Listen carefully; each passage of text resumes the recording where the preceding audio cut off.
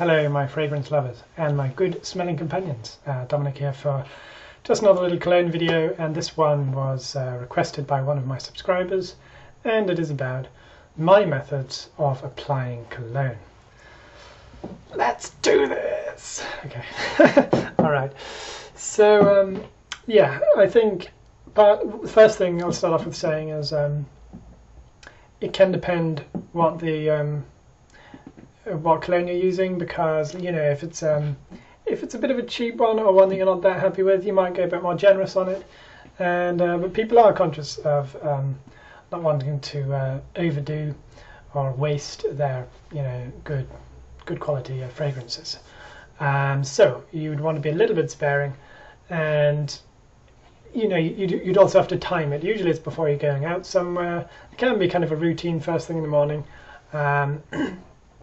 And then maybe halfway through the day, if you get a chance to reapply, then you go ahead and do that. Or else if you're coming back from work, you probably want to put some more on again then for the evening. So I'd be applying maybe twice a day, just to keep it going.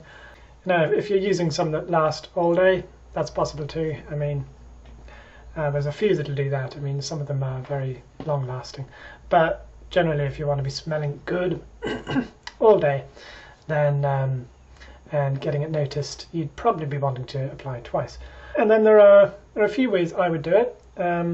So I'll start usually with the sides of the neck, this side, probably right here as well, and maybe the back. Some people do the hair as well, but I've never really been into that, But what I'll also do, especially if I have an item of clothing that is goes with a certain cologne that I always use with that, then I will I won't spray the whole lot on the skin. I'll also aim it so that it also falls on the clothes a bit as well. And the point of that is that it can actually last longer on your clothes than it does on your skin.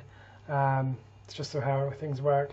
But then again, if you want to change it up, and then you want to put perfume on the next day with a different one, then there's still smelling of that other one, maybe that's okay. It's up to you. But I always put it just a little bit if I want this thing to last a good while. So, and again with the wrists, that'll be the next place I'll do it.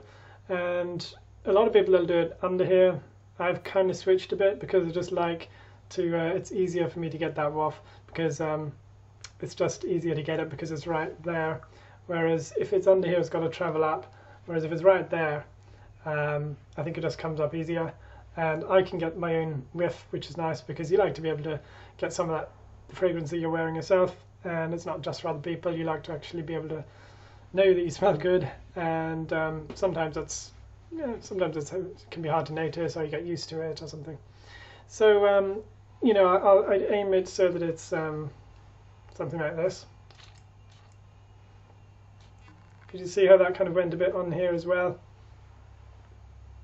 And I can get that now as well on my sleeve. Okay, and again, if you don't want to do that, there's always the option of going underneath. See this?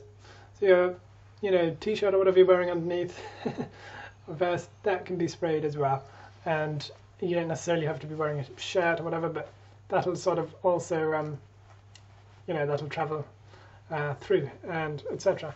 Okay, and yeah, so one reason I've got a tie on today is that, let's say you're going somewhere, and let's say you're going to use it of, let's say, let's get this one.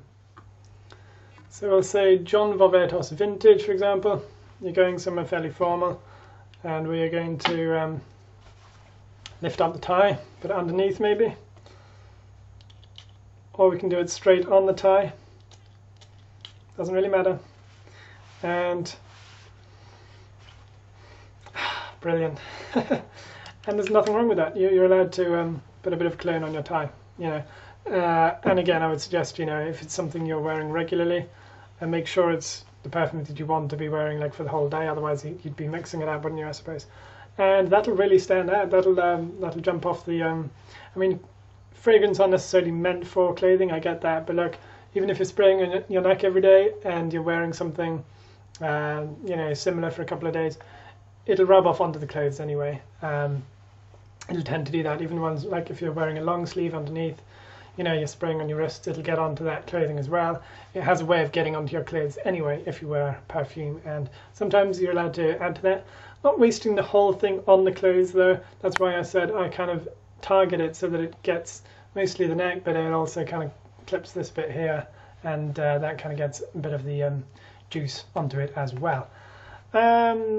I know it might be a bit funny, but those are my basic methods. I'm not too inventive other than that. So it'll be wrist. I will still do under here. It depends on how generous I'm being, but it's mostly I do maybe 2 sprays up here, whereas just the 1 under here.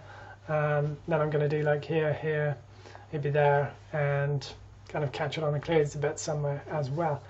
That would sort of be mostly how I would apply my cologne. And if any of you guys have any other ideas, let me know. This is just a short video, guys, a little catch up. March forward, smelling good.